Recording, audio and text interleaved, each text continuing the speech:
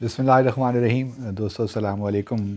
آج میں چاہتا ہوں کہ کتاب کا تعارف آپ سے کرواؤں۔ یہ ہے کتاب افغانستان، ملا عمر سے اشرف غنی تک۔ یہ ہمارے رفیق کار بھی ہیں اور بہت اچھے دوست بھی ہیں، امبیسڈر ابرار حسین صاحب۔ امبیسڈر ابرار حسین جو ہیں افغانستان میں جب ان کی پوسٹنگ ہوئی 2014 میں، اس سے پہلے یہ کویت میں سفیر تھے، اور کویت سے پہلے یہ نیپال میں بھی پاکستان کے سفیر رہے ہیں۔ اور یہ قندھار میں بھی رہے ہیں طالبان کے زمانے میں، اور وہاں پہ یہ ہمارے کونسل جنرل تھے۔ اور جیسا آپ جانتے ہیں کہ اس زمانے میں قندھار جو تھا طالبان کے زمانے میں تقریباً وہ دارالحکومت ہی تھا، کیونکہ جو امیر المومنین تھے ملا محمد عمر وہ وہیں رہتے تھے، تو تقریباً سارا جو کاروبار حکومت ہوتا تھا وہ وہیں سے ہی قندھار ہی سے ہوا کرتا تھا۔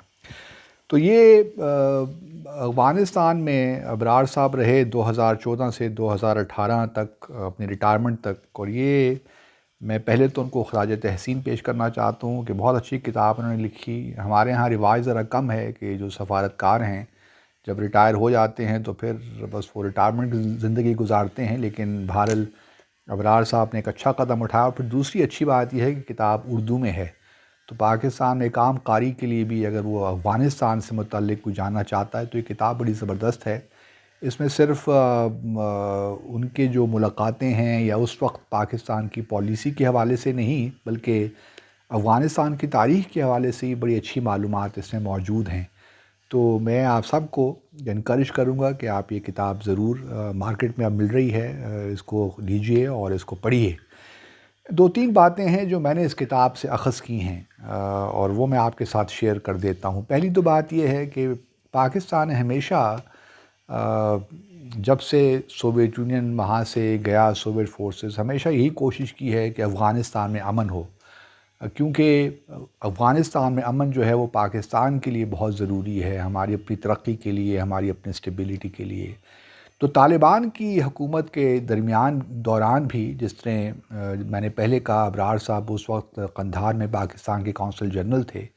تو اس کتاب سے ہمیں یہ معلوم ہوتا ہے کہ جب ان کی ملاقاتیں ہوئیں کس طرح ہماری کوششیں اس وقت بھی رہیں کہ طالبان اور جو شمالی اتحاد ہے، نظرن الائنس جسے ہم کہتے ہیں، احمد شاہ مسعود، پروفیسر برہان الدین ربانی، مولانا سیف، یہ سارے جو لوگ، سیاف، یہ سارے لوگ جو تھے اس وقت اس شمالی جو ہے اتحاد کے ممبرز تھے، تو اس وقت بھی ہماری کوششیں ہوتی رہیں کہ کسی طرح طالبان اور ان کے درمیان مصالحت ہو۔ اور پھر بعد میں تو آپ سب کو معلوم ہی ہے کہ جب 2001 میں جو 9/11 کا واقعہ ہوا، اس کے بعد تو پھر طالبان کی حکومت گرا دی گئی۔ تو ایک یہ بات ہے کہ ہماری اس کتاب سے اگر آپ اس کو پڑھیں تو آپ کو بالکل صحیح اندازہ ہو جاتا ہے کہ پاکستان نے ہمیشہ یہ کوشش کی ہے کہ افغانستان میں امن ہو اور ایک اچھی حکومت وہاں کام کرے، لیکن بدقسمتی کے ساتھ یہ ہو نہیں پایا۔ اس کی اور بہت سی وجوہات ہیں جو اس کتاب میں مینشن ہیں۔ دوسرا جو ایک معاملہ آپ کو یاد ہوگا، 2001 ہی میں ملا محمد عمر نے یہ فیصلہ کیا کہ جو بامیان میں جو گوتم بدھ کے مجسمے ہیں ان کو توڑ دیا جائے۔ وہ بھی اس میں بتاتے ہیں کہ کس طرح پاکستان نے کوشش کی کہ ملا محمد عمر کو کنونس کرنے کی کہ ایسا کام نہ کریں، کیونکہ یہ اسلام کے بھی مطابق نہیں ہے، اسلام کی تعلیمات کے مطابق نہیں ہے، اور پھر دنیا میں اس میں خواہ مخواہ کا ایک آپ لوگ جو ہے طالبان کی حکومت اپنے لیے ایک نیا قضیہ کھڑا کر دے گی۔ لیکن بہرحال ملا عمر جو ہیں اپنی بات پہ ڈٹے رہے، اور فائنلی انہوں نے ان مجسموں کو جو تاریخی اعتبار سے بڑی قیمتی ایک ٹریجر تھے اس کو ان کو تباہ کر دیا۔ ایک اور بات جو اس میں ناظرین کتاب سے ملتی ہے وہ یہ ہے کہ پاکستان نے بہت سی اسپیس لوز کی ہے افغانستان بدقسمتی کے ساتھ، اور اس میں ایک امبیسڈر ابرار یہ بھی بتاتے ہیں کہ کس طرح انہوں نے کوششیں کیں کہ پاکستان کی ایک کلچرل اکنامک اسپیس بڑھے، لیکن ایک واقعہ وہ یہ بھی سناتے ہیں کہ اس میں لکھا ہوا ہے کہ افغانستان میں جب وہ تھے تو چونکہ وہاں ترکی اور انڈیا کے ڈرامے بڑے دکھائے جاتے تھے ٹیلی ویژن پہ، تو انہوں نے بھی ٹی وی والوں سے یہاں بات کی کہ بھئی آپ بھی پاکستانی ڈرامے ڈب کر کے دری میں پشتو میں وہ ہم بھی دکھانا چاہیں گے، چونکہ ہمارا بھی ایک تقریباً 500 ملین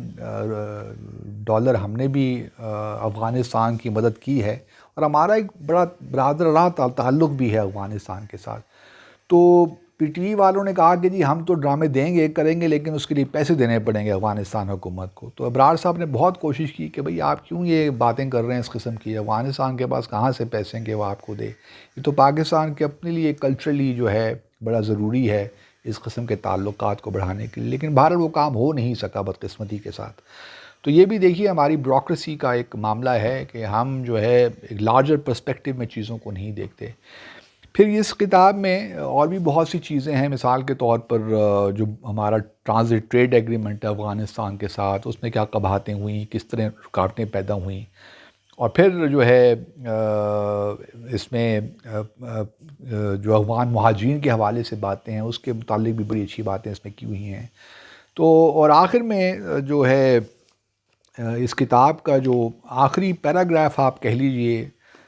کیونکہ اس کتاب میں وہ وے فارورڈ ہی بتاتے ہیں کہ ہمیں کیا کیا کرنا چاہیے، کس طرح ہمیں سیاست کے ساتھ ساتھ ریکنسیلیشن کی ایفرٹس تو ہم کر رہے ہیں، لیکن ہمیں اقتصادی طور پہ بھی اپنے تعلقات بڑھانے چاہیے افغانستان کے ساتھ، کیونکہ ہمارا لینڈ لارڈ کنٹری یہی ہے، کیونکہ بھارت کی کوشش یہ ہے کہ چابہار کو اسٹیبلش کرے، اور افغانستان کی جو ڈپینڈنس ہے پاکستان پہ، اکنامک ڈپینڈنس، اس کو کم کیا جائے تاکہ افغانستان کو پاکستان سے دور کیا جائے۔ تو اس حوالے سے کاؤنٹر میجرز ہمیں لینے ہیں، اور ہمیں اپنی تجارت بڑھانی ہے، اور ایک زمانے میں افغانستان ہمارا لارجسٹ ٹریڈنگ پارٹنر، لارجسٹ تو نہیں لیکن سیکنڈ یا تھرڈ لارجسٹ ٹریڈنگ پارٹنر ضرور رہا ہے۔ تو آخر میں ابرار صاحب یہ کہتے ہیں کہ مجھے ذاتی طور پر امید ہے کہ حالات کتنے ہی دگرگوں کیوں نہ ہوں، اب وہ دن دور نہیں جب دنیا کو افغانستان میں امن کا سورج طلوع ہوتا نظر آئے گا۔ اللہ کرے کہ ہم بھی اس دل افروز نظارے کو اپنی آنکھوں سے دیکھ سکیں۔ بقول فیض احمد فیض، یہ شب کی آخری ساعت گراں کیسی بھی ہو ہمدم، جو اس ساعت میں پنہاں ہے اجالا ہم بھی دیکھیں گے، جو فرق صبح پہ چمکے کا تارا ہم بھی دیکھیں گے۔ اب میں ہم سب کی خواہش تو یہی ہے کہ افغانستان میں امن ہو، اور ہوگا۔ اب کیسے ہوتا ہے یہ ایک بہت بڑی بات ہے، بہت بڑا سوال ہے۔ بہت سے تجزیہ کار جو ہیں ان کا خیال ہے کہ اب جو یہ مصالحتی کی کوششیں ہو رہی ہیں، یو ایس جن کو لیڈ بھی کر رہا ہے، تو یہ جو ایک انٹرا افغان نیگوسیشنز کا پروسیس چلا ہے، یہ شاید بہتری کی طرف لے کر جائے اور ایک یونٹی گورنمنٹ بن جائے، نیشنل ریکنسیلیشن۔ لیکن میرا اپنا خیال یہ ہے، اور میں جو ہمیشہ کہتا رہا ہوں، کہ افغانستان میں امن آئے گا، یقیناً آئے گا، لیکن وہ اتنی آسانی سے نہیں آئے گا، اور ایک جنگ کے ذریعے سے ہی آئے گا، جس سے 1996 میں آیا تھا، اسی طرز کے حوالے سے کچھ چیز ہوگی۔ میرا نہیں خیال کہ یہ جو اس وقت مذاکرات ہو رہے ہیں یہ کسی نتیجے پہ پہنچیں گے، اور یہ بدقسمتی ہے۔ ہم تو چاہتے ہیں کہ یہ مذاکرات کامیاب ہوں، لیکن انٹرنل ڈائنامکس جو ہیں، ریجنل جو ویریبلز ہیں، انٹرنیشنل جو گلوبل پالیٹکس ہے، ان سب کو سامنے رکھتے ہوئے جو بھی خاص طور پہ جو اسپوائلرز ہیں، اور اس میں بھارت سر فہرست ہے میں سمجھتا ہوں، کیونکہ وہ نہیں چاہتا کہ افغانستان میں امن آئے، اور آپ دیکھیں گے کہ یہ جو مذاکرات ہیں یہ کسی خاص نتیجے پہ پہنچ نہیں پائیں گے جہاں تک میں افغانستان کی سچویشن کو دیکھتا ہوں، کیونکہ میں نے خود بھی مجھے بھی قندھار جانے کا موقع ملا تھا 1998 میں، جب افتخار مرشد مرحوم اسپیشل ایڈیشنل سیکرٹری ہوا کرتے تھے افغانستان کے، تو میں اس وقت ڈائریکٹر افغانستان ہوا کرتا تھا، کچھ عرصے کے لیے تھا، لیکن بہرحال مجھے بھی قندھار جانے کا موقع ملا، جو وہاں کے طالبان کی لیڈرشپ، ان سے ہی ملاقات کا موقع ملا۔ تو میں یہ بڑے وثوق کے ساتھ یہ کہہ سکتا ہوں کہ افغانستان ریجنل ہمارے علاقائی ڈائنامکس، افغانستان کے اندر کی صورتحال، بین الاقوامی صورتحال کو سامنے رکھتے ہوئے مجھے یہ نظر نہیں آ رہا کہ یہ جو اس وقت مذاکرات ہو رہے ہیں نتیجہ خیز ثابت ہوں گے۔ بہرحال ہمارے لیے یہ امپورٹنٹ ہے کہ ہم ورسٹ کیس سینیریوز اپنے سامنے رکھیں، اور پھر دیکھیں کہ ہم نے کس طرح اس سچویشن کے ساتھ ڈیل کرنا ہے۔ تو یہ بڑی نازک سی سچویشن ہے، ہم پاکستان کو بڑی احتیاط سے آگے کام کرنا پڑے گا،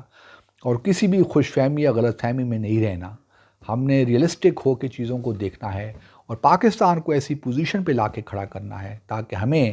اگر خدا نہ خواستہ سول وار بھی وہاں پہ ہوتی ہے، حالات مزید بگڑتے بھی ہیں، تو کم از کم اس کا فال آؤٹ ہم پہ زیادہ نہ ہو. فال آؤٹ تو ہوگا لیکن زیادہ نہ ہو. تو ہمیں بہرحال اپنے آپ کو پوزیشن کرنا ہے. اور پھر ایک دفعہ اگر کوئی بھی صحیح معنوں میں وہاں پہ حکومت حاصل کر لیتا ہے تو پھر انشاءاللہ امن آ جائے گا اور پاکستان کے لیے بھی بہت اچھے حالات ہو جائیں گے. تو اللہ تعالیٰ افغانستان کے لوگوں پہ رحم کرے، پاکستان کا حامی و ناصر ہو. آپ سب کا بہت بہت شکریہ.